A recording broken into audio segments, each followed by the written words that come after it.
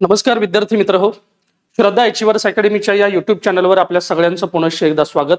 आज आपण पाहणार आहोत 7 जून ते 13 जून या दरम्यान घडणाऱ्या महत्त्वाच्या चालू घडामोडी। यातली पहिली बातमी आज आपण डिस्कस करणार आहोत 99वे अखिल भारतीय मराठी साहित्य संमेलन 2025। साहित्य संमेलनांवर प्रश्न येतात, तर यावर्षी म्हणजे 2025 हे जे साहित्य संमेलन होणार आहे ते अखिल भारतीय साहित्य संमेलन 99 आहे, त्यामुळे ही संख्या लक्षात ठेवा। नंबर 1। नंबर 2, आता हे जे साहित्य संमेलन आहे हे साहित्य संमेलन सातारा या जिल्ह्यामध्ये होणार आहे, त्यामुळे याचं ठिकाण आहे सातारा। सातारा या ठिकाणी छत्रपती शाहू महाराज यांच्या नावाने जे स्टेडियम आहे त्या स्टेडियमवरती हे साहित्य संमेलन होणार आहे। अशा पद्धतीची जी माहिती आहे ती माहिती अखिल भारतीय मराठी साहित्य महामंडळाचे अध्यक्ष प्राध्यापक मिलिंद जोशी यांनी दिलेली आहे। त्यामुळे सध्या तरी अखिल भारतीय मराठी साहित्य संमेलनाचं अध्यक्षपद निश्चित झालेलं नाही, फक्त ठिकाण निश्चित झालेलं आहे आणि ते ठिकाण आहे सातारा। यंदाचं संमेलन हे 99वं संमेलन आहे, त्यामुळे हाही मुद्दा महत्त्वाचा आहे। ठिकाण छत्रपती शाहू स्टेडियम सातारा। ओके, आणि ही जी माहिती आहे ही माहिती कोणी दिलेली आहे तर मिलिंद जोशी, आणि यांचं पद आहे अखिल भारतीय मराठी साहित्य महामंडळाचे ते अध्यक्ष आहेत। आता यावर जर विधानात्मक प्रश्न विचारायचा झाला आयोगाला तर आयोग विचारेल की सध्या होणारं हे साहित्य संमेलन सातारा या ठिकाणी होत आहे, तर आतापर्यंत जी साहित्य संमेलनं झालेली आहेत त्यापैकी किती संमेलनं साताऱ्यात झालेली आहेत, तर आत्ताचं होणारं संमेलन हे साताऱ्यातलं 4थं संमेलन आहे। त्यामुळे या बातमीतला हा सुद्धा मुद्दा परीक्षेच्या दृष्टीने महत्त्वाचा असणार आहे। ठीक आहे, तर पहिलं जे संमेलन झालं साताऱ्यामध्ये 1905, दुसरं झालं 1962, तिसरं झालं 1993 आणि 2025 जे नियोजित आहे ते साताऱ्यातलं 4थं संमेलन असणार आहे। ठीक आहे, 1905 मध्ये रघुनाथ करंदीकर हे साहित्य संमेलनाचे अध्यक्ष, 1962 मध्ये नावी गाडगीळ हे साहित्य संमेलनाचे अध्यक्ष, 1993 मध्ये विद्याधर गोखले या साहित्य संमेलनाच्या अध्यक्षा। 2025 नाव अद्याप घोषित केलेलं नाही। ठीक आहे, तर ही बातमी परीक्षेसाठी महत्त्वाची असेल। आता येऊयात पुढच्या एका महत्त्वाच्या बातमीकडे, ब्रिक्स संसदीय मंच 2025। आपण गेल्या व्हिडिओमध्ये डिस्कस केलेला मुद्दा होता की ब्रिक्स संसदीय मंच ब्राझील मधील ब्राझिलिया या ठिकाणी संपन्न होतोय। ठीक आहे, आणि त्यावेळच्या व्हिडिओमध्ये मी BRICS यातले जे महत्त्वाचे देश आहेत याबद्दल बोललो होतो। बी म्हणजे ब्राझील, आर म्हणजे रशिया, आय म्हणजे इंडिया, सी म्हणजे चायना आणि एस म्हणजे साऊथ आफ्रिका। अशा महत्त्वाच्या देशांचा एक संघ म्हणजे ब्रिक्स। या ब्रिक्सची संसदीय जी बैठक आहे ती बैठक 2025 मध्ये ब्राझील या ठिकाणी, ब्राझिलिया नावाचं जे ठिकाण आहे त्या ठिकाणी संपन्न होत आहे। तर या बातमीच्या अनुषंगाने काही मुद्दे समोर येतात। पहिला मुद्दा की या ब्रिक्स संसदीय मंचामध्ये भारताच्या वतीने प्रतिनिधित्व कुणी केलं होतं, तर भारताच्या वतीने प्रतिनिधित्व केलेलं आहे लोकसभेच्या अध्यक्षांनी, कारण हा संसदीय मंच आहे त्या संदर्भात चर्चा होणार म्हणून लोकसभेचे अध्यक्ष या ब्रिक्स संसदीय मंच 2025 ला हजर आहेत। हा पहिला मुद्दा। दुसरा मुद्दा की या संघटनेअंतर्गत जे 2025 मध्ये संसदीय मंच स्थापन झाला त्यामध्ये भारतीय लोकसभेच्या अध्यक्षांनी कोणती मतं मांडलेली आहेत, तर 3 मतं तुम्हाला लक्षात ठेवायची आहेत। पहिला आहे जागतिक शांतता। एका बाजूला पहलगाम मध्ये झालेला जो हल्ला आहे त्या हल्ल्याच्या पार्श्वभूमीवर भारत दहशतवादाला विरोध करणार आणि जागतिक शांततेबद्दल बोलणार, तर हा पहिला मुद्दा त्यांनी इथे मांडलेला आहे, जागतिक शांतता। नंबर 2, आर्टिफिशियल इंटेलिजन्स म्हणजे AI, या AI नियंत्रणाबद्दल सुद्धा त्यांनी आपलं मत व्यक्त केलेलं आहे। आणि नंबर 3, ज्यासाठी ब्रिक्स परिषदा होतात म्हणजे आर्थिक सहकार्य, या तिसऱ्या मुद्द्यावरती सुद्धा त्यांनी भाष्य केलेलं आहे। ठीक आहे, म्हणजे आपल्या लोकसभेच्या अध्यक्षांनी या संसदीय मंचाला हजेरी लावली आणि त्यांनी 3 प्रमुख मुद्दे व्यक्त केलेले आहेत, ते आपल्याला लक्षात ठेवायचं आहे। आता परीक्षेच्या दृष्टीने या बातमीतला आणखीन एक महत्त्वाचा मुद्दा असा आहे की 2025 नंतर 2026 मध्ये जी ब्रिक्स परिषद होणार आहे त्याचा यजमान देश आहे भारत। त्यामुळे कुठल्याही परीक्षेला वन लाइनर प्रश्न तुम्हाला विचारला जाऊ शकतो, जसं की 2026 मध्ये होणारी ब्रिक्स परिषद कुठे आयोजित केली जाणार आहे, तर त्याचं नियोजन भारतामध्ये होणार आहे। त्यामुळे या बातमीच्या अनुषंगाने हे सगळे मुद्दे महत्त्वाचे असणार आहेत। पहा, ब्रिक्स संसदीय मंच 11वा, स्थळ ब्राझिलिया ब्राझील, भारताकडून हजर लोकसभेचे अध्यक्ष, भारताचे भाष्य एक जागतिक शांतता, AI नियंत्रण आणि बहुपक्षीय आर्थिक सहकार्य। पुढील 2026 ची ब्रिक्स शिखर परिषद ही कुठे होणार आहे, भारतामध्ये होणार आहे। ब्रिक्स संसदीय मंच म्हणजे काय, तर ब्रिक्स देशामधील म्हणजे ब्राझील, रशिया, भारत, चीन, साऊथ आफ्रिका या ठिकाणच्या संसदीय प्रतिनिधींचा एक मंच, एक व्यासपीठ म्हणजे ब्रिक्स संसदीय मंच आहे. याचा उद्देश विधिमंडळामधील सहकार्य वाढवणे, चांगले अनुभव आणि धोरणे शेअर करणे, समावेशकतेला चालना देणे. भारत पुढील यजमान देश असणार आहे. यावेळी भारत पुढील क्षेत्रावर लक्ष केंद्रित करणार आहे. 1 व्यापार व गुंतवणूक सुलभता, 2 शाश्वत विकास, 3 हवामान वित्त पुरवठा आणि 4 डिजिटल परिवर्तन आणि AI नैतिकता. 2026 मधल्या ब्रिक्स परिषदेच्या वेळेला भारताचे टार्गेट हे मुद्दे असणार आहेत. ओके, तर या न्यूजच्या संदर्भात महत्वाचे जे मुद्दे आहेत परीक्षेला येऊ शकतात ते आपल्याला लक्षात ठेवता येतील. आता येऊयात तिसऱ्या एका महत्वाच्या बातमीकडे. वित्त आयोगाचे अर्धवेळ सदस्य म्हणून रिझर्व्ह बँकेचे सध्याचे deputy governor Shri T Ravishankar यांची निवड झालेली आहे. ओके, आता ही निवड कुठं झालेली आहे तर 16व्या वित्त आयोगाच्या कुठल्या पदावरती निवड झालेली आहे? अर्धवेळ सदस्यपदी त्यांची निवड झालेली आहे. एक लक्षात घ्या, हा 16वा वित्त आयोग आहे आणि हा 16वा वित्त आयोग 2026 ते 2031 या 5 वर्षांसाठी असणार आहे. ओके, ही तारीख चालू होते 1 एप्रिल 2026 आणि संपते 31 मार्च 2031. म्हणजे जवळजवळ हा 5 वर्षाचा वित्त आयोग, ज्याला आपण 16वा वित्त आयोग असं म्हणतो. या 16व्या वित्त आयोगाचे अध्यक्ष आहेत डॉक्टर अरविंद पानगडिया, जे आधी नीती आयोगाचे उपाध्यक्ष होते. ठीक आहे, तर या 16व्या वित्त आयोगाच्या अर्धवेळ सदस्यपदी कोणाची नियुक्ती झालेली आहे तर श्री टी रविशंकर यांची नियुक्ती झालेली आहे. वन लाइनर साठी हा प्रश्न कुठल्याही परीक्षेला येऊ शकतो. ठीक आहे, आता पाहूयात पूर्वीचे पद. श्री टी रविशंकर हे रिझर्व्ह बँकेचे डेप्युटी गव्हर्नर. ओके, 2011 पासून ते त्या पदावरती आहेत. यांची नियुक्ती 16व्या वित्त आयोगाच्या अर्धवेळ सदस्यपदी भारताच्या राष्ट्रपतींनी केली आहे. इंडियन पॉलिटीमध्ये वित्त आयोग नावाचं जे प्रकरण आहे त्या प्रकरणामध्ये वित्त आयोगाचे अध्यक्ष आणि सदस्य नेमण्याचा अधिकार हा राष्ट्रपतींना आहे, हे आपण पाहिलंय. निवड 16व्या वित्त आयोगाचे अर्धवेळ सदस्य म्हणून त्यांची निवड झालेली आहे. पूर्वीचे ते पदाधिकारी, पूर्वी या वित्त आयोगाच्या सदस्यपदी इथं खाली बघणारच आहोत आपण. पहा, अध्यक्ष आहेत अरविंद पानगडिया. पूर्ण वेळ सदस्य अजय नारायण झा हे होते, पण त्यांनी आपल्या पदाचा राजीनामा दिलेला आहे. त्यामुळे ही सुद्धा बातमी आधी चर्चेत होती. आणि सध्या अर्धवेळ सदस्य म्हणून कोणाची नेमणूक झालेली आहे? श्री टी रविशंकर यांची नेमणूक झालेली आहे. लक्षात येतं, म्हणजे तुम्हाला अध्यक्ष विचारतील. अध्यक्ष लक्षात ठेवा डॉक्टर अरविंद पानगडिया. पूर्ण वेळ सदस्य आधी कोण होते? अजय नारायण झा यांनी आपल्या वैयक्तिक कारणाने राजीनामा दिलेला आहे. अर्धवेळ सदस्य म्हणून आता सध्या कोणाची निवड झालेली आहे? श्री टी रविशंकर. आणि कुठला वित्त आयोग आहे तर 16वा वित्त आयोग आहे. वित्त आयोगाची स्थापना कुठल्या कलमानं केली जाते? कलम 280. वित्त आयोग निर्माण कोण करतं तर राष्ट्रपती निर्माण करतात. राष्ट्रपती अध्यक्ष आणि सदस्यांची नेमणूक करत असतात. तर 16व्या वित्त आयोगाची जी स्थापना आहे ती स्थापना तारीख लक्षात ठेवा 31 डिसेंबर 2023. या दिवशी 16व्या वित्त आयोगाची स्थापना झाली आणि पुढे अध्यक्ष म्हणून डॉक्टर अरविंद पानगडिया यांची निवड झाली, जे आधी नीती आयोगाचे माजी उपाध्यक्ष होते. ठीक आहे, तर ही तिसरी बातमी सुद्धा येणाऱ्या परीक्षांसाठी महत्वाची असणार आहे. आता येऊयात चौथ्या महत्वाच्या एक न्यूजकडे. 41 वर्षानंतर भारताचे अंतराळात पुनरागमन.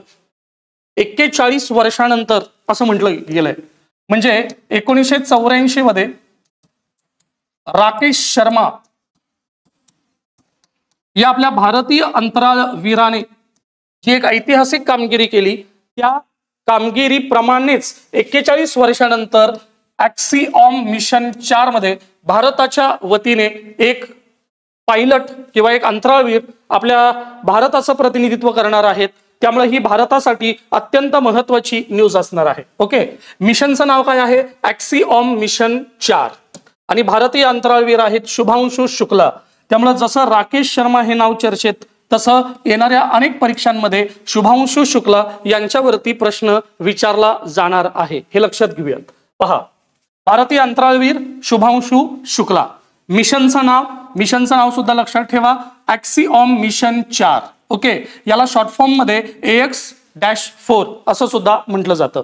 तर ॲक्सिओम मिशन 4 अंतर्गत आंतरराष्ट्रीय अंतराळ स्थानकावरती हे अंतराळवीर जाणार आहेत. ओके, मग यामध्ये भारतीय प्रतिनिधी म्हणून शुभांशु शुक्ला आहेत, जे मिशन पायलट या पदावरती आहेत. पुढे आपण बघूच. 1884 मध्ये राकेश शर्मा यांच्या ऐतिहासिक मोहिमेनंतर तब्बल 41 वर्षानंतर भारत पुन्हा मानवी अंतराळ उड्डाणात सहभागी होत आहे आणि भारतासाठी ही अत्यंत अभिमानाची गोष्ट आहे. पुढे बघा, मोहिमेची ठळक वैशिष्ट्य दिलेली आहेत. पहिलं, मोहिमेचे नाव ॲक्सिओम स्पेस या कंपनीचे चौथे व्यावसायिक मानवी अंतराळ मिशन हे असणार आहे. लॉन्चचं ठिकाण नासाचे Kennedy space center, Florida, America या ठिकाणी हे केंद्र आहे. मोहिमेतील अंतराळवीर यामध्ये भारताच्या वतीनं आहे शुभांशु शुक्ला, जे मिशन पायलट या पदावरती असतील. त्यानंतर पेगी व्हिटसन अमेरिकेचे, जे असतील मिशन कमांडर. त्यानंतर हंगेरीचे टिबोर कापू हे मिशन स्पेशालिस्ट असतील. ओके, तर ही 3 महत्वाची नावं तरी तुम्हाला लक्षात ठेवायची आहेत. आणि यातलं पहिलं भारतीय नाव ते आहे शुभांशु शुक्ला भारत, आणि ते कुठल्या पदावरती आहेत तर मिशन पायलट या पदावरती ते आहेत. आता पुढे येऊयात आपण. या मोहिमेचं थोडंसं महत्व काय आहे पाहूया. तर हा जो मिशनचा कालावधी आहे जवळजवळ 14 दिवसाचा आहे. म्हणजे 14 दिवसात हे 14 दिवस हे अंतराळवीर या मोहिमेमध्ये सहभागी होणार आहेत. या मोहिमेचं भारताच्या दृष्टीनं अनन्यसाधारण महत्व आहे, कारण येणाऱ्या काळामध्ये भारत हा गगनयान मोहीम आयोजित करणार आहे. या गगनयान मोहिमेमध्ये खास करून शुभांशु शुक्ला यांच्या अनुभवाचा फायदा होऊ शकतो असे अनेक तज्ज्ञ मानतात. इथं पाहू शकता तुम्ही भारतातील मानवी अंतराळ मोहिमेचं कालवितरण. 1984 मध्ये राकेश शर्मा यांनी सोयोज T-11 यांनी USSR म्हणजे रशिया सोबत त्यांनी या मोहिमेमध्ये सहभाग घेतला होता. 2025 मध्ये आपण गगनयान मोहीम, 2027 मध्ये गगनयान, अशा 2 मोहिमा आहेत आपल्या येणाऱ्या काळात. 2025 मध्ये मानव रहित मोहीम आहे, 2027 मध्ये मानवी मोहीम आहे. या दोन्ही मोहिमांसाठी 2025 मध्ये ॲक्सियम 4 मोहीम यामध्ये शुभांशु शुक्ला आणि इतर अंतराळवीरांना येणारा अनुभव हा फायद्याचा ठरणार आहे. त्यामुळे ही जी बातमी आहे ही भारतासाठी अत्यंत महत्त्वाची आहे. राकेश शर्मा यांच्यानंतर जवळजवळ 41 वर्षानंतर भारताचे अंतराळात पुनरागमन होणार आहे आणि भारताचं प्रतिनिधित्व करत आहेत शुभांशु शुक्ला. मिशनचं नाव आहे ॲक्सिओम मिशन 4. ओके, आणि शुभांशु शुक्ला हे कोणत्या पदावरती आहेत तर मिशन पायलट या पदावरती आहेत. हे आपल्याला लक्षात ठेवायचं आहे. आता येऊयात पुढच्या बातमीकडे. आकाशवाणीचा 90 वर्षांचा प्रवास, म्हणजे आकाशवाणीला 90 वर्ष पूर्ण झालेली आहेत या वर्षी. त्यामुळे कुठल्याही एखाद्या संस्थेला 50 वर्ष पूर्ण झाली, 100 वर्ष पूर्ण झाली, प्रश्न विचारला जातोच. तर आकाशवाणीला किती वर्ष पूर्ण झालेली आहेत? 90 वर्ष पूर्ण झाली आहेत. आता त्याची बातमी आपण पाहणार आहोत. ओके, आता बघूयात पहिला मुद्दा. सुरुवातीला आकाशवाणीचं नाव काय? आकाशवाणीला ऑल इंडिया रेडिओ हे नाव कधी मिळालं, किंवा अगदी आकाशवाणी हे नाव कुणी दिलं, कधी दिलं, या सगळ्या गोष्टी सुरुवातीच्या टप्प्यात येतात. पहिला मुद्दा, सुरुवातीला आकाशवाणीचं नाव इंडियन स्टेट ब्रॉडकास्टिंग सर्व्हिस असं होतं. हा पहिला मुद्दा आपण लक्षात ठेवायला हवा. ओके, तर आकाशवाणीचं पहिलं नाव काय आहे? Indian state broadcasting service. Number 2, 8 जून 1936, तारीख लक्षात ठेवा 8 जून. ओके, साल लक्षात ठेवा 1936. या रोजी याचं नाव बदललं गेलं आणि ऑल इंडिया रेडिओ असं त्याचं नाव दिलं गेलं, ज्याला आपण AIR असंही म्हणतो. तर ऑल इंडिया रेडिओ हे नाव कधी दिलं गेलं? 8 जून 1936 मध्ये. आता पुढे येऊयात, आकाशवाणी हे नाव कुणी दिलं आणि ते कधी लागू झालं? तर आकाशवाणी हे नाव रवींद्रनाथ टागोर यांनी सर्वप्रथम वापरलं होतं. आकाशवाणी या शब्दाचे जनक कोण आहेत तर रवींद्रनाथ टागोर. आणि आकाशवाणी हा शब्द ऑल इंडिया रेडिओला दिला 1956 मध्ये. लक्षात येतं का? म्हणजे आकाशवाणीची 3 नावं ही तुम्हाला विधानात्मक जर प्रश्न आला तर विचारले जाऊ शकतात. पहिलं, इंडियन स्टेट ब्रॉडकास्टिंग सर्व्हिस हे पहिलं नाव. नंबर 2, 8 जून 1936 मध्ये जेव्हा ऑल इंडिया रेडिओ या नावानं आकाशवाणी चालू झालं. आणि नंबर 3, आकाशवाणी हे नाव रवींद्रनाथ टागोर यांनी दिलंय आणि 1956 मध्ये अधिकृतपणे हे नाव आपण स्वीकारलेलं आहे. ओके, आता पुढे येऊयात. या सगळ्या माहितीचा जर आपण अवकाश पाहिला तर यातले परीक्षाभिमुख मुद्दे आपल्याला बाहेर काढायचे आहेत. तर तुम्हाला यात प्रश्न विचारला जाईल की आकाशवाणीचं पहिलं प्रक्षेपण हे कुठून करण्यात आलं? तर इथं तुम्ही पाहू शकता आकाशवाणीचं जे पहिलं प्रक्षेपण आहे ते किंवा पहिलं प्रसारण आहे ते दिल्ली केंद्रातून झालेलं आहे. तारीख 8 जून 1936. ओके, आणि याच दिवसाला आता 90 वर्ष पूर्ण झालेली आहेत, त्यामुळे ही तारीख विचारली जाऊ शकते. तारीख लक्षात ठेवूयात, 8 जून 1936. केंद्र विचारलं जाऊ शकतं, दिल्ली केंद्र. पुढे आकाशवाणीचं ब्रीदवाक्य काय, हा सुद्धा प्रश्न येऊ शकतो. तर आकाशवाणीचं ब्रीदवाक्य आहे बहुजन हिताय बहुजन सुखाय, म्हणजे अनेकांच्या हितासाठी आणि अनेकांच्या सुखासाठी असं ब्रीदवाक्य घेऊन ऑल इंडिया रेडिओ काम करत आहे. सध्याची जर परिस्थिती पाहिली तर एकूण आकाशवाणीची 591 केंद्र आहेत. भारतीय लोकसंख्येचा विचार केला तर 98% लोकसंख्या ही 98% लोकसंख्येपर्यंत आकाशवाणी पोहोचलेली आहे. प्रसारणाची भाषा जर आपण पाहिली तर भारतातील प्रमुख 22 घटनात्मक भाषा आणि इंग्रजी भाषा अशा जवळजवळ 23 प्रमुख प्रसारणाच्या भाषा आहेत. बोली भाषांचा विचार केला तर 146 बोली भाषांमध्ये आकाशवाणी प्रसारित होत असते. ठीक आहे विद्यार्थी मित्र हो, तर आकाशवाणीच्या संदर्भामध्ये ही जी न्यूज आहे ही न्यूज अत्यंत महत्वाची आहे. आम्ही दररोजचे करंट अफेअरचे जे महत्वाचे मुद्दे असतात ते मुद्दे आम्ही आमच्या टेलिग्रामच्या ग्रुपवर PDF स्वरूपामध्ये शेअर करू शकतो. दररोजच्या जर न्यूज तुम्हाला वाचायच्या असतील तर तुम्ही नक्की आम्ही या व्हिडिओच्या खाली जी आमची टेलिग्रामची लिंक दिलेली आहे त्या लिंकला तुम्ही जॉईन व्हा आणि दररोजचे चालू घडामोडीचे जे आमचे नोट्स आहेत ते तुम्ही वाचू शकता. दररोजचे म्हणजे 7 जून पासून 13 जून पर्यंत जेवढे काही महत्वाचे न्यूज आहेत ते न्यूज कलेक्ट करून आपण दर आठवड्याला एक अशा पद्धतीचा करंट अफेअर्सचा व्हिडिओ हा YouTube वरती अपलोड करतो आहोत. ठीक आहे, जर तुम्हाला डिटेल वाचायचं असेल तर त्यासाठी तुम्हाला आमच्या टेलिग्राम चॅनलला जॉईन व्हावं लागेल आणि दररोज जे आमचे PDF शेअर करतो आम्ही चालू घडामोडीचे ते तुम्हाला वाचायला तिथे मिळतील. त्यामुळं एखाद्या बातमीच्या संदर्भात अधिक माहिती तुम्हाला तिथे वाचता येईल. आता येऊयात पुढच्या मुद्द्याकडे. ज्येष्ठ दिग्दर्शक डॉक्टर जब्बार पटेल यांना 2025 साठीचा राजर्षी शाहू पुरस्कार जाहीर करण्यात आला. तर कोल्हापूर जिल्ह्यामध्ये एक महत्वाचा पुरस्कार दिला जातो जो राजर्षी शाहू मेमोरियल ट्रस्ट यांच्या मार्फत दिला जातो. जवळजवळ हे वर्ष 39वे वर्ष आहे, म्हणजे 1984 पासून या पुरस्काराची सुरुवात आहे. आत्ताचं जे वर्ष आहे ते 39वे वर्ष आहे. या पुरस्काराचं स्वरूप आहे 1 लाख रुपये मानपत्र आणि स्मृतिचिन्ह. राजर्षी शाहू महाराजांचा विचार वेगवेगळ्या क्षेत्रांमध्ये जे जगतायत तो विचार, नवा काहीतरी प्रयोग करतायत, वेगवेगळ्या क्षेत्रामध्ये भरीव योगदान देत आहेत, तर अशा मातब्बर लोकांना हा पुरस्कार दिला जातो. तर हा पुरस्कार 26 जून 2025, 26 जून ही तारीख राजर्षी शाहू महाराजांची जयंती तारीख. तर या तारखेला सायंकाळी 6 वाजता शाहू स्मारक कोल्हापूर या ठिकाणी कार्यक्रम घेतला जातो आणि या महत्वाच्या पुरस्काराचं वितरण केलं जातं.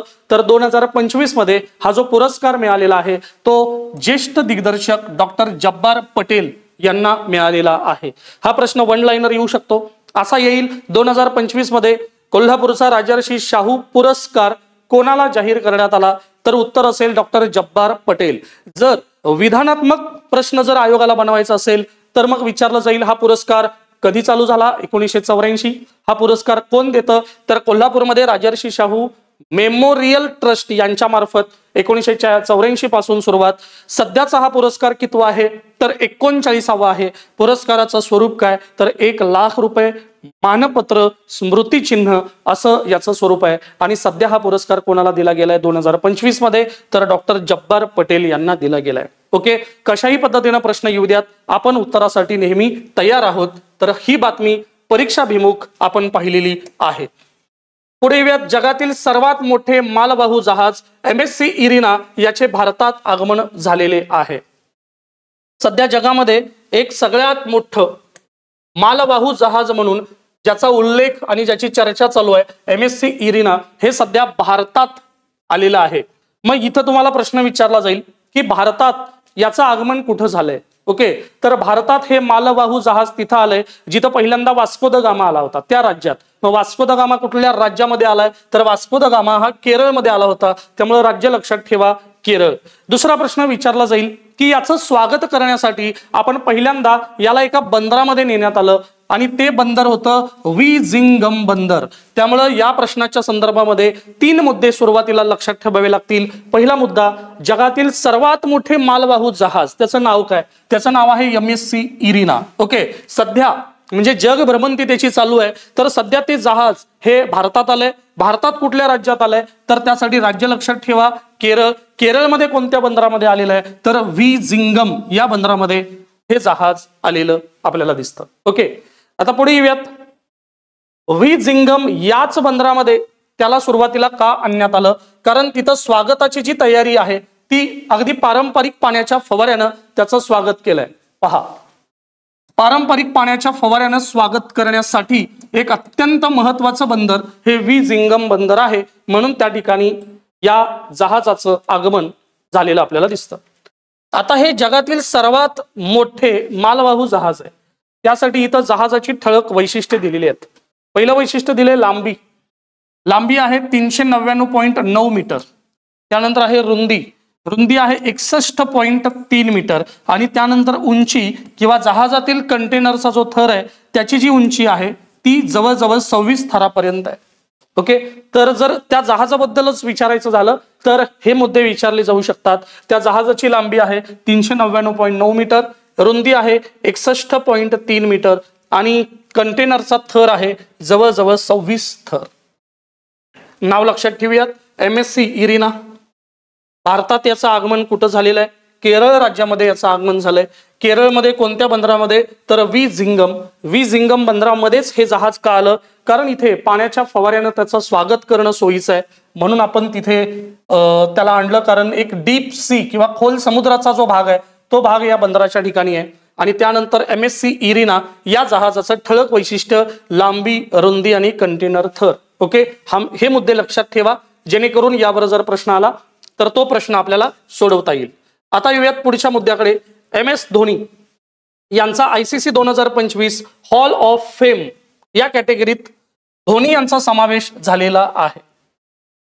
तर ज्यांनी क्रिकेटमध्ये अद्वितीय योगदान दिलेलं आहे, मग वन डे असेल, कसोटी असेल, अगदी बॅटिंग असेल, बॉलिंग असेल, कप्तानी असेल, अशा कुठल्याही महत्वाच्या क्षेत्रामध्ये ज्यांनी अद्वितीय योगदान क्रिकेट खेळामध्ये दिलेलं आहे त्यांच्या रिटायरमेंट नंतर त्यांचा समावेश हॉल ऑफ फेम या यादीमध्ये केला जातो. ठीक आहे, तर या यादीमध्ये या वर्षी म्हणजे 2025 मध्ये भारताचा माजी कर्णधार महेंद्रसिंग धोनी यांचा समावेश झालेला आहे. आणि असा समावेश होणारा धोनी हा कितवा भारतीय खेळाडू आहे तर तो 11वा भारतीय खेळाडू आहे. ओके, 11 खेळाडूंमुळे भारताचा एक संघच आता हॉल ऑफ फेम मध्ये आहे असं म्हटलं तरी चालेल. धोनी हा कितव्या क्रमांकाचा खेळाडू आहे? 11वा. आता पुढे येऊयात. धोनी हा एकटाच या वर्षी निवडला गेलाय का या यादीत तर नाही. जगामधले धोनीसह 6 आंतरराष्ट्रीय खेळाडू आणि 2 महिला क्रिकेटपटू यांचाही या यादीमध्ये समावेश आहे.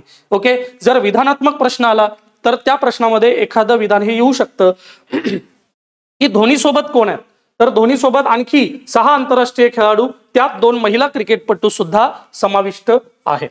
पुढे येऊयात. ICC हॉल ऑफ फेम म्हणजे काय?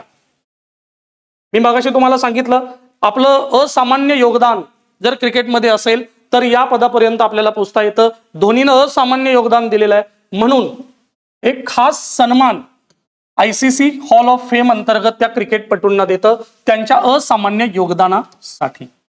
या हॉल ऑफ फेमची स्थापना झाली आहे 2009 मध्ये दुबईमध्ये. ICCच्या शताब्दी कार्यक्रमाच्या निमित्तानं याची सुरुवात करण्यात आलेली आहे. ओके, या सन्मानाचा उद्देश क्रिकेटच्या दीर्घ आणि समृद्ध इतिहासात अद्वितीय योगदान देणाऱ्या खेळाडूंना ओळख देणे, जिवंत असलेल्या प्रत्येक सदस्याला एक विशेष टोपी दिली जाते. तर पहिल्यांदा रॉड मार्श या ऑस्ट्रेलियन प्लेयरला या यादीमध्ये समाविष्ट केलं गेलं. 2025 मध्ये तुम्ही धोनीसह इतर 6 पाहू शकता.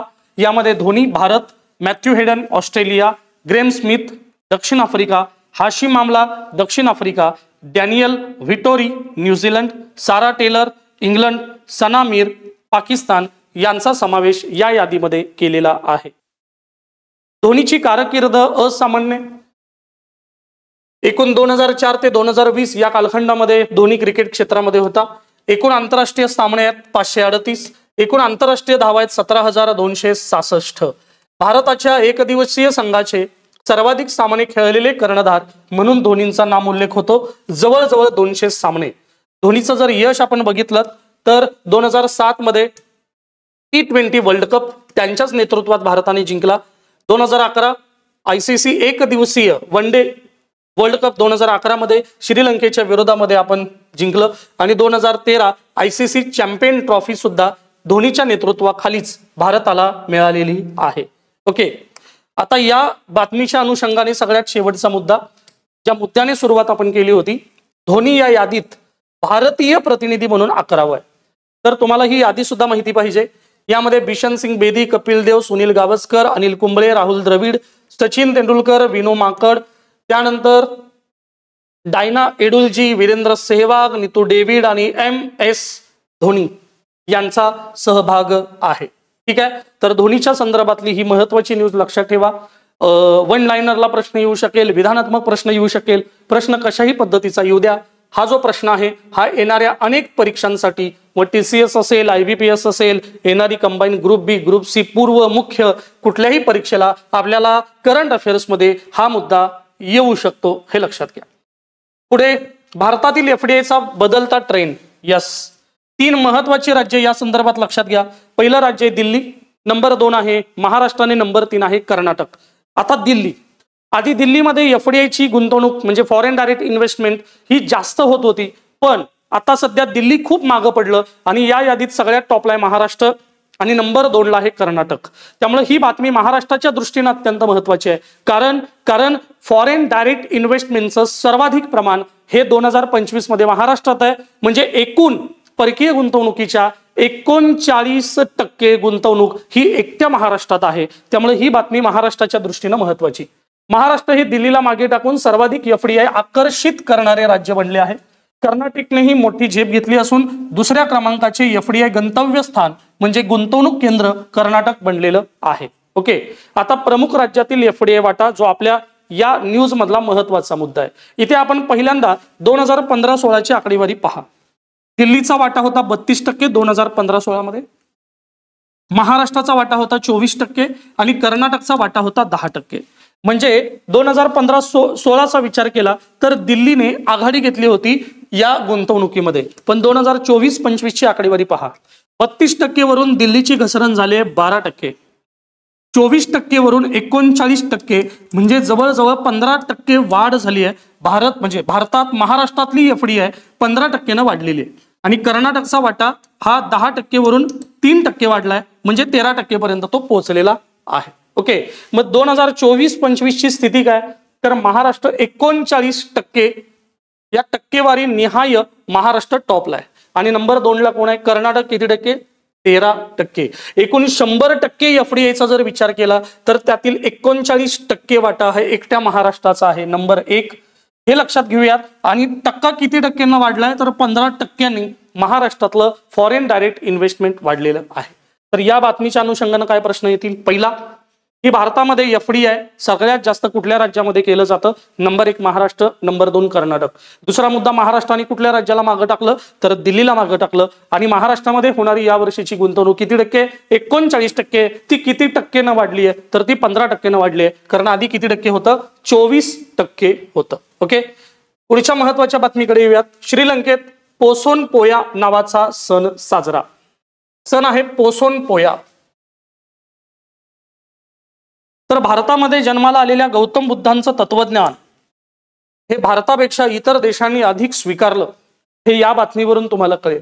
देश आहे श्रीलंका, पण त्या श्रीलंकेतले 2 महत्वाचे सण हे गौतम बुद्धांशी संबंधित आहेत. ओके, आणि त्यातला दुसऱ्या क्रमांकाचा सण म्हणजे पोसोन पोया. ज्या दिवशी बौद्ध धर्म प्रसारक अरहंत हे श्रीलंकेमध्ये गेले आणि त्या ठिकाणचे राजे म्हणजे श्रीलंकेचे राजे आणि अरहंत यांची ज्या क्षणाला भेट झाली, त्या दिवसापासून किंवा त्या दिवसाची परंपरा किंवा तो वारसा म्हणून श्रीलंकेमध्ये जो सण साजरा केला जातो त्याला पोसोन पोया असं म्हणतात. पहा, हा सण श्रीलंका या देशामध्ये साजरा केला जातो. हा सण बौद्ध धर्माच्या श्रीलंकेत झालेल्या आगमनाच्या स्मरणार्थ साजरा केला जातो. कशासाठी, तर बौद्ध धर्माची सुरुवात ही श्रीलंकेत ज्या दिवसापासून झालेली आहे त्या दिवसापासून त्याचं स्मरण व्हावं म्हणून हा सण साजरा केला जातो. या ऐतिहासिक घटनेला 2000 वर्षांपेक्षाही अधिक काळ झालेला आहे.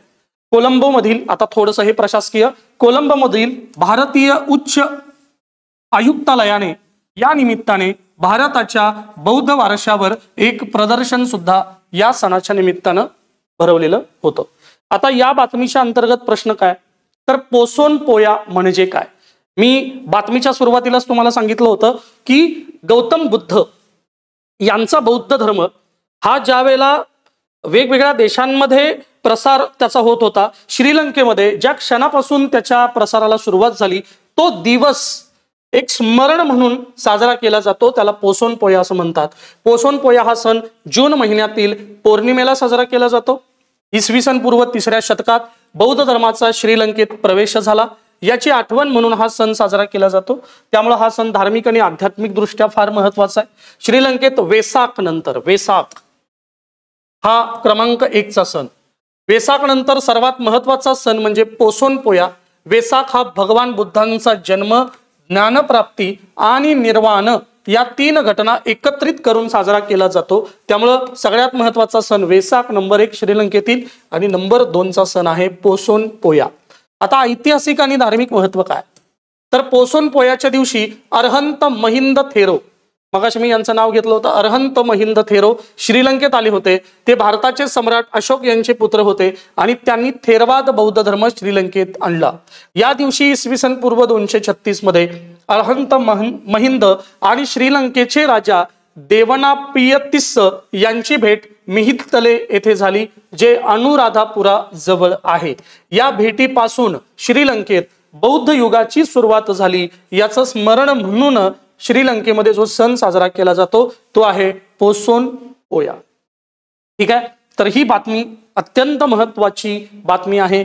वन लाइनर प्रश्न येऊ दे किंवा विधानात्मक प्रश्न येऊ दे, आपण या प्रश्नासाठी तयार असलं पाहिजे. पुढची बातमी, भारतातील पहिले ई कचरा पुनर्वापर उद्यान सध्या दिल्लीमध्ये चालू करणं प्रस्तावित आहे. ओके, आता या बातमीचं शीर्षक पाहूयात. भारतातील पहिले ई कचरा पुनर्वापर उद्यान. ओके, आता या विधानामध्ये पहिला मुद्दा आहे, भारतातलं पहिलं चालू होतंय. काय चालू होतंय? ई कचरा पुनर्वापर उद्यान. कुठे चालू होतंय? दिल्लीमध्ये. यातला महत्वाचा शब्द काय आहे? ई कचरा. ई कचरा म्हणजे काय, तर तंत्रज्ञानामुळे हार्डवेअर वाढलेले आहेत. मग कम्प्युटरचे सुटे पार्ट असतील, मोबाईलचे सुटे पार्ट असतील, फ्रीजचे पार्ट असतील, तर असा ई कचरा वाढत चाललेला आहे. तर भारतातलं पहिलं ई कचरा उद्यान कुठे निर्माण केलं जाणार आहे? दिल्ली या ठिकाणी निर्माण केलं जाणार आहे. बऱ्याचदा कंबाईन पूर्व परीक्षेला वन लाइनर असा प्रश्न येऊ शकतो. हा प्रश्न आहे असा आयोग विचारू शकतो, भारतातील पहिले ई कचरा पुनर्वापर उद्यान कुठे चालू होणार आहे? तर ते दिल्लीमध्ये. आता ही बातमी थोडीशी विस्तृत पाहूयात. दिल्लीचे पर्यावरण मंत्री मजिंदर सिंग सिरसा यांनी उत्तर दिल्लीतील होलांबी कला येथे भारताचे पहिले ई कचरा इको पार्क उभारण्यात येणार असल्याची घोषणा केली. आता यानुसार जवळजवळ 51,000 टन ई कचऱ्याचं व्यवस्थापन होणार आहे. ओके, म्हणजे फायदा काय? कचऱ्याचं व्यवस्थापन होणार. आणि किती टन कचऱ्याचं व्यवस्थापन होणार? 51,000 टन. हा कचरा आपला रेग्युलर घरगुती कचरा नाही, तो कसला आहे? ई कचरा आहे, हे लक्षात ठेवूयात. नंबर 2, यामुळे जवळजवळ 350 कोटींचं उत्पन्न मिळणार आहे. उत्पन्न म्हणजे या उद्यानामुळे भारताला मिळणारं उत्पन्न किती आहे? 350 कोटी एवढी रक्कम तिजोरीत जमा होईल. आणि सोबत 1000 पेक्षाही जास्त नोकऱ्या निर्माण होतील. म्हणजे या उद्यान निर्मितीत दुहेरी फायदा आहे. पहिलं उत्पन्न निर्मिती आणि नंबर 2 रोजगार निर्मिती. ओके, पुढचा मुद्दा आहे ई कचरा म्हणजे काय, जे मी मगाशी तुम्हाला बोललोच. ई कचरा म्हणजे असे इलेक्ट्रॉनिक उपकरण जी आता वापरण्यायोग्य नाहीत किंवा ज्यांचा उपयोग संपलेला आहे. उदाहरणार्थ संगणक, मोबाईल फोन, फ्रीज, टीव्ही इत्यादी उपकरणे अथवा त्यांचे सुटे पार्ट्स. ठीक आहे, तर या ई कचऱ्याचं व्यवस्थापन करण्यासाठी दिल्लीमध्ये सध्या असा इको पार्क सुरू होतोय. पहा, याचं ठिकाण होलांबी कला, उत्तर दिल्ली. जवळजवळ हे उद्यान 11.4 एकर एवढ्या क्षेत्रामध्ये पसरलेलं आहे. याचं मॉडेल आहे सार्वजनिक आणि खाजगी भागीदारीत, म्हणजे सरकारी गुंतवणूक पण असणार आहे, सोबत काही प्रायव्हेट इन्व्हेस्टर सुद्धा या उद्यानामध्ये गुंतवणूक करतील. जवळजवळ 15 वर्षांचा करार कालावधी असेल. कचऱ्याचा प्रकार ई कचरा, मी मगाशी बोललो ई कचरा व्यवस्थापन नियम 2022 अंतर्गत 106 प्रकारचा कचरा हा ई कचरा मानला जातो. तर ते सगळेच या कचरा प्रकारात येतील. रोजगार निर्मिती 1000 पेक्षाही अधिक नोकऱ्या निर्माण होतील आणि अंदाजे उत्पन्न आहे 350 कोटी रुपये. ओके, आता हा उद्यान निर्माण करण्याचं जे धोरण आहे ते दिल्लीतले पर्यावरण मंत्री यांनी जाहीर केलेलं आहे. आणि जवळजवळ 18 महिन्यांनंतर हे जे हा जो प्रकल्प आहे हा प्रकल्प पूर्ण होणार आहे। ठीक आहे, असे प्रश्न शक्यतो वन लाइनर विचारले जातील, त्यामुळे लक्षात घ्या। भारतातील पहिले ई कचरा व्यवस्थापन करणारं उद्यान कुठे निर्माण केलं जाणार आहे, तर दिल्लीत निर्माण केलं जाणार आहे। पुढच्या महत्त्वाच्या बातमीकडे येतोय, भारतातील पहिले पाण्यातील संग्रहालय। आता हे संग्रहालय केलं जाणार आहे आणि हे संग्रहालय कुठं केलं जाणार आहे, पाण्यामध्ये। त्यामुळे पुन्हा भारतातील पहिलं पाण्यातील संग्रहालय आणि कृत्रिम कोरल रीफ म्हणजे प्रवाळ भित्तिका निर्माण केली जाणार आहे। ओके, आणि ही बातमी अत्यंत इंटरेस्टिंग आहे, अत्यंत, कारण आपल्या नौदलातून INS गुलदार ही युद्धनौका जी आहे, ती युद्धनौका जी आपल्या नौदलातली अत्यंत महत्वाची युद्धनौका मानली जात होती, तर ती सेवामुक्त झालेली आहे। आणि त्यामुळं नौदलानं हे सुपूर्त केलेलं आहे भारताच्या केंद्रीय पर्यटन विभागाला, की तुम्ही याची देखरेख ठेवा, तुम्ही देखभाल करा याचं। तर केंद्रीय पर्यटन मंत्रालयाने ते आपल्या महाराष्ट्र पर्यटनाला सुपूर्त केलंय आणि महाराष्ट्र पर्यटनाकडून ते आता सिंधुदुर्ग पर्यटन विभागाकडे आलेलं आहे। तर INS गुलदार हे काय आहे, तर ही आपली युद्धनौका आहे जी आता सेवामुक्त झालेली आहे। तर ही युद्धनौका सध्या वेंगुर्ला सिंधुदुर्ग इथे आणली जाणार आहे आणि ती समुद्रात बुडवली जाणार आहे आणि समुद्रामध्ये बुडवून तिला एक कृत्रिम संग्रहालय निर्माण करण्याचा प्रयत्न केला जाणार आहे। त्यामुळे बातमीचं शीर्षक आहे भारतातील पहिले पाण्यातील संग्रहालय आणि तसंच कृत्रिम कोरल रीफ म्हणजे कृत्रिम प्रवाळ भित्तिका। प्रवाळ भित्तिका ही नैसर्गिक समुद्रामध्ये असते, पण INS गुलदार हे समुद्रामध्ये बुडवलं जाणार आणि कृत्रिमरित्या प्रवाळ भित्तिका निर्माण केल्या जाणार आहेत। त्यामुळे भारतातील पहिल्यांदा असा प्रयोग होतोय। त्यामुळे ही न्यूज महत्वाची आहे, ही न्यूज पर्यटनासाठी महत्वाची आहे, ही न्यूज महाराष्ट्रासाठी महत्वाची आहे, ही न्यूज महाराष्ट्रातला पहिला पर्यटन जिल्हा म्हणून सिंधुदुर्ग जिल्ह्यासाठी सुद्धा महत्वाची आहे। भारत देशामध्ये पहिला पाण्यातील संग्रहालय आणि कृत्रिम प्रवाळ भित्तीचा प्रकल्प उभारणार आहे। हा प्रकल्प निवती रॉक्स, वेंगुर्ला जिल्हा, सिंधुदुर्ग, महाराष्ट्र या ठिकाणी INS गुलदार या सेवामुक्त झालेल्या युद्ध नौकेभोवती राबवला जाणार आहे। हा प्रकल्प केंद्रीय पर्यटन मंत्रालयाच्या सहकार्याने होत असून 46.91 कोटींचा आर्थिक निधी यासाठी मंजूर झालेला आहे। तर या प्रकल्पाची अंमलबजावणी महाराष्ट्र पर्यटन विकास महामंडळ करत आहे। ओके, तुम्हाला हे लक्षात आलं असेल, सेवामुक्त झालेला INS गुलदार केंद्रीय पर्यटन मंत्रालयाच्या सहकार्याने आर्थिक निधी मंजूर झालाय 46.91 कोटी। तो राबवला जाणार आहे महाराष्ट्रात आणि महाराष्ट्रात तो कुठे राबवला जाणार आहे, तर वेंगुर्ला जिल्हा सिंधुदुर्ग इथे तो राबवला जाणार आहे। ओके, सोबत INS गुलदार बद्दल सुद्धा माहिती इथं दिली आहे। ही एक 1120 टन क्षमतेची लँडिंग शिप टँक म्हणून ओळखली जाणारी युद्धनौका आहे। अनेक वर्ष भारतीय नौदलात ती सेवेस होती। जानेवारी 2024 मध्ये ती सेवामुक्त झाली आणि त्यानंतर ती पर्यटन संवर्धनासाठी किंवा त्याच्या संवर्धनासाठी आणि पर्यटनाच्या उपयोगासाठी म्हणून MTDC कडे हस्तांतर करण्यात आलेली आहे।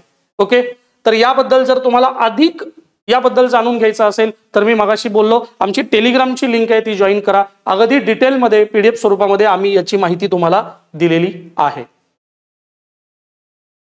आता येऊयात पुढच्या एका महत्त्वाच्या बातमीकडे। पृथ्वीचा तिसरा ध्रुव वेगाने वितळतोय। भूगोलामध्ये एकूण 2 ध्रुव सांगितलेत, उत्तर ध्रुव आणि दक्षिण ध्रुव, पण तिसरा ध्रुव आहे आणि तो ध्रुव आहे हिमालय। हिमालय हा बर्फाच्छादित आहे, तर हा तिसरा ध्रुव म्हणजे बर्फाच्छादित हिमालय आता वितळतोय अशा पद्धतीचा एक अहवाल IPCC यांनी दिलाय।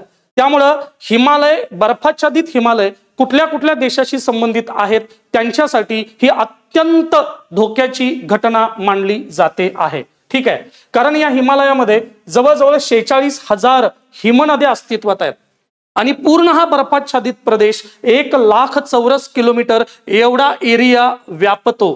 त्यामुळे याचं वितळणं हे अनेक देशांसाठी भविष्यामध्ये घातक ठरणार आहे।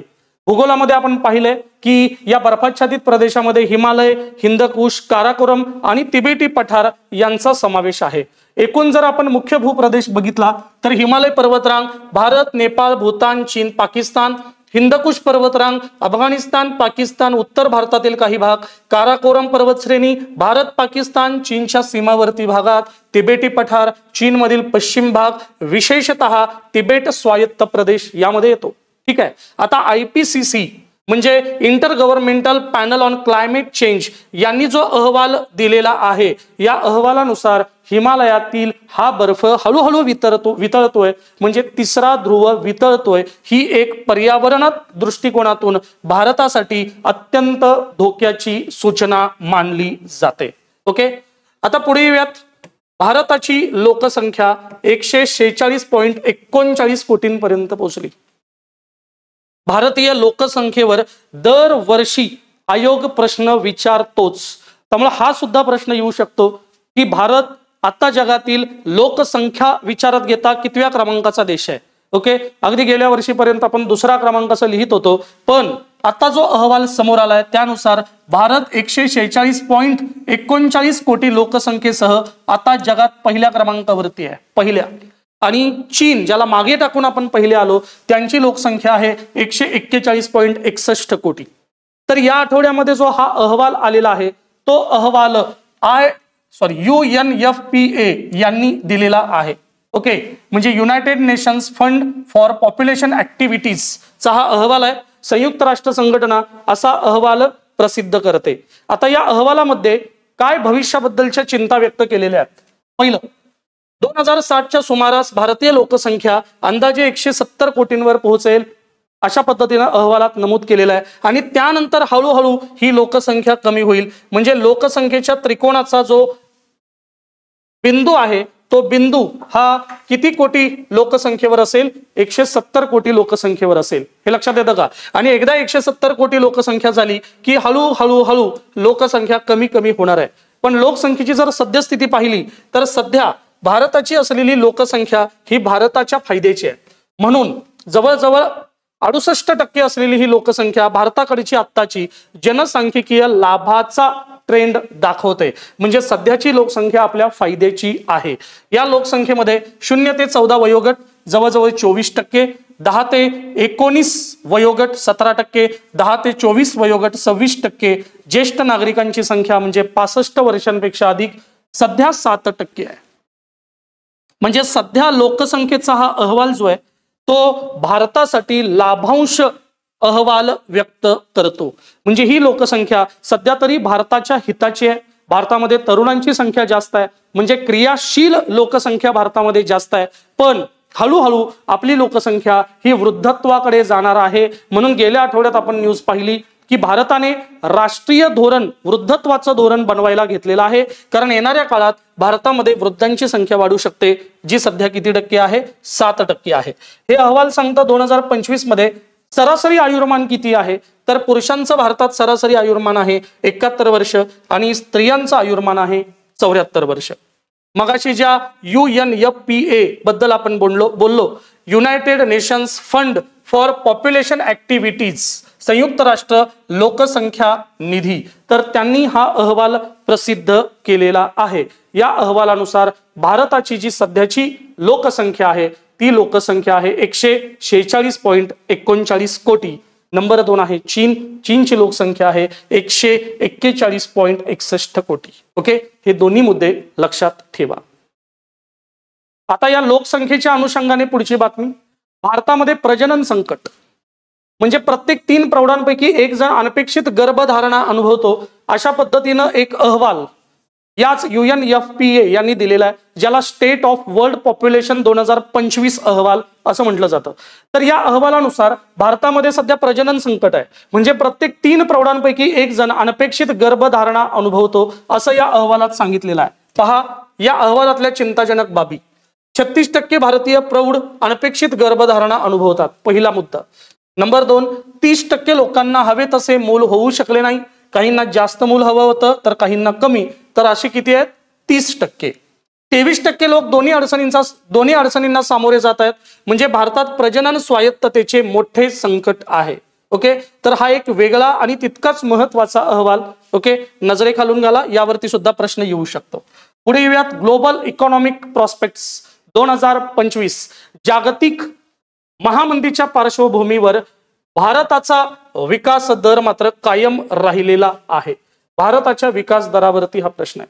तर भारताचा जो विकास दर आहे 2025-26 मध्ये तो किती आहे? 6.3% होता। किती? 6.7% होता। जरी 0.4 न तो कमी असला तरी हा विकास दर कायम राहणार आहे, अशा पद्धतीची एक दिलासादायक बातमी आहे।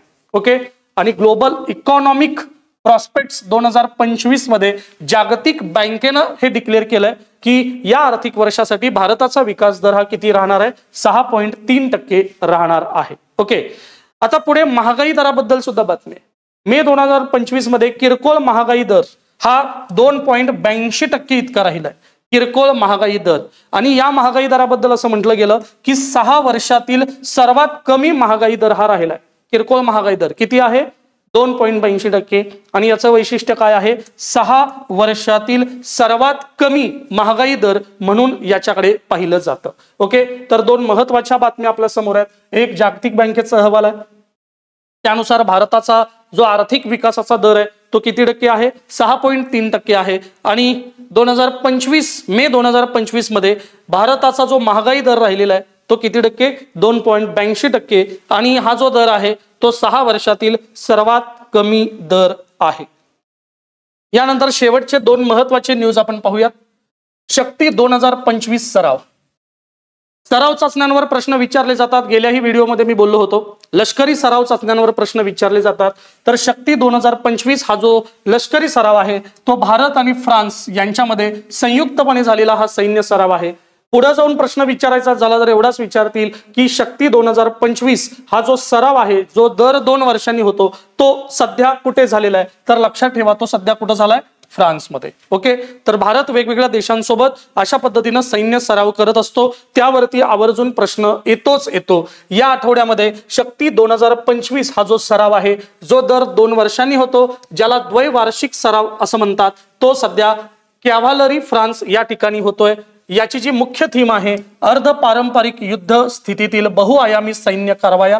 तर अशा पद्धतीची थीम घेऊन भारत आणि फ्रेंच सैनिक संयुक्तपणे युद्ध सराव सध्या फ्रान्समध्ये करत आहेत। त्यानंतरची सगळ्यात शेवटची आजची आणि तितकीच महत्वाची न्यूज म्हणजे लोकपाल यांनी आपलं बोधवाक्य जे आहे ते बोधवाक्य बदललेलं आहे। ओके, लोकपाल आपल्या सगळ्यांनाच माहिती आहे, भ्रष्टाचारावर नियंत्रण ठेवण्यासाठी एक वैधानिक संस्था म्हणून लोकपाल आणि लोकायुक्त यांची नेमणूक करण्यात आली। तर त्या लोकपाल या वैधानिक संस्थेचं एक नवीन बोधवाक्य या आठवड्यामध्ये लॉन्च झालेलं आहे, ते लक्षात ठेवूयात। एम्पावर सिटीजन्स, एक्सपोज करप्शन, म्हणजे नागरिकांना सक्षम करा आणि भ्रष्टाचार उघड करा। नागरिकांना सक्षम करा आणि भ्रष्टाचार उघड करा या शीर्षका अंतर्गत आपण हे ब्रीदवाक्य पाहिलं, empower citizens, expose corruption. Okay, Lokpal म्हणजे काय? एक वैधानिक संस्था जी कायदा करून निर्माण झाली, केंद्रीय पातळीवरती भ्रष्टाचाराला विरोध करणारी किंवा त्यावर देखरेख ठेवणारी एक प्रमुख वैधानिक संस्था म्हणून याच्याकडे पाहिलं जातं। जसं केंद्रामध्ये लोकपाल आहे तसं लोकायुक्त हे सुद्धा पद तितकंच महत्वाचं आहे। आता याबद्दल आणखीन एक प्रश्न तुम्हाला विचारला जाऊ शकतो, जर नवीन लोगो किंवा नवीन ब्रीदवाक्य हे असेल तर मग जुनं ब्रीदवाक्य काय होतं किंवा बोधवाक्य काय होतं? तर ते लक्षात ठेवा, मा गृध कस्य स्विद्धनम। लक्षात आलं का? तर एका उपनिषदांमधून घेतलेलं हे एक ब्रीदवाक्य होतं, ज्याचा अर्थ होता कोणाच्याही संपत्तीची लालसा करू नये। सध्या मात्र हे बोधवाक्य बदललं आणि सध्या नागरिकांना सक्षम करा, भ्रष्टाचार उघड करा, म्हणजे एम्पावर सिटीजन्स, एक्सपोज करप्शन अशा पद्धतीचं बोधवाक्य हे लोकपालानं स्वीकारलेलं आहे। तर विद्यार्थी मित्र हो, या आठवड्यामध्ये म्हणजे 7 जून ते 13 जून या दरम्यान झालेल्या महत्वाच्या बातम्या चालू घडामोडी अंतर्गत आपण पाहिलेल्या आहेत। ठीक आहे, अधिक माहितीसाठी डेली जी काही आमची PDF आहे महत्वाच्या न्यूजची ती मिळवण्यासाठी तुम्ही आमचं टेलिग्राम चॅनल जॉईन करू शकता। या सगळ्याच गोष्टींचा लाभ घेण्यासाठी आमचं YouTube चॅनल सबस्क्राईब करू शकता। धन्यवाद।